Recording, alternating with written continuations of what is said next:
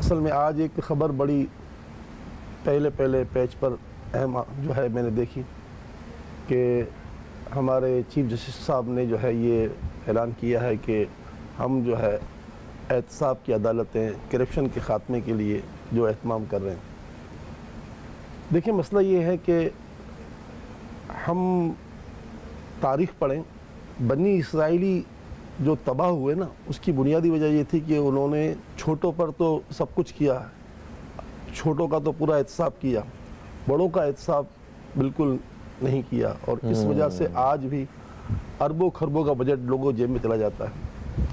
مولا علی مشکل کشا علی المرتضیٰ شیر خدا نے جب دیکھا کہ میری زرہ، میرا لباس جو میرا گم ہو گیا تھا ایک یہودی کے پاس ہے، آپ قاضی کے پاس چلے گئے اور آپ نے کہا کہ میرا اس شخص نے لباس چرا لیا ہے، تو اس قاضی نے اس یہودی کو بلا لیا، قاضی شورے علیہ رحمہ۔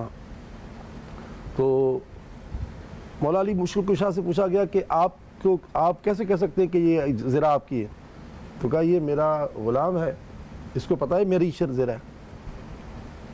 تو کہ غلام کی گواہی تھوڑی قبول ہوگی، تو یہ میرا بیٹا ہے حسن،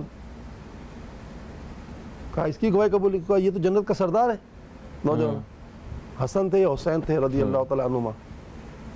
تو آپ نے کہا کہ یہ گواہ ہے، یہ گواہ ہے کہ نہیں، یہ تو تمہارا بیٹا ہے، ایک تمہارا غلام ہے، اور تم کہتے ہو کہ زرہ میری ہے لیکن گواہ نہیں ہے تمہارے پاس۔ تو کہا کہ تمہاری یہ زرہ نہیں ہو سکتی، اور اس یہودی کو جو ہے مطلب یعنی کہ جو ہے کہا کہ ٹھیک ہے تم جاؤ۔ تو یہ ہے اسلام۔ ہم نام تو لیتے ہیں خلفاء راشدین کا، ہم نام تو لیتے ہیں اسلام کا، بلکہ نام کیا لیتے اب تو معاذ اللہ اسلام فوبیا ہمارے اندر ہم مسلمانوں میں پیدا ہو چکا ہے، تو ہم غیروں کیا کہیں۔ دیکھیں جب تک، ویسے بہت شکریہ جناب چیف جسٹس گلزار صاحب، آپ کا بہت شکریہ، لیکن ساری تباہی اور بربادی کی وجہ یہ ہے احتساب نہ ہونا۔ خدا را احتساب کریں، ورنہ آپ ہوں یا کوئی چھوٹا ہو یا بڑا ہو، اللہ کی پکڑ سے کوئی نہیں بچ سکے گا، کیونکہ اللہ تعالیٰ کا قانون ہے کہ جس کو اللہ مرتبہ دیتا ہے اس سے اس کے ماتے دن کے بارے پوچھا جاتا ہے۔ چیف جسٹس آف پاکستان سے تمام ججوں کے بارے پوچھا جائے گا، جتنے جج اس وقت نیچے ہیں ان سے، کہ کون سا جج کیا کر رہا ہے۔ تو ایک تو اب عدالت میں لوگ جانے سے پناہ مانگتے ہیں، بڑے بڑے کہتے تھے پناہ مانگو، کیونکہ اب جب بندہ جو ہے کوئی کیس داخل کرتا ہے تو بوڑھا ہو جاتا ہے، مر جاتا ہے، لیکن وہ کیس ختم نہیں ہوتا۔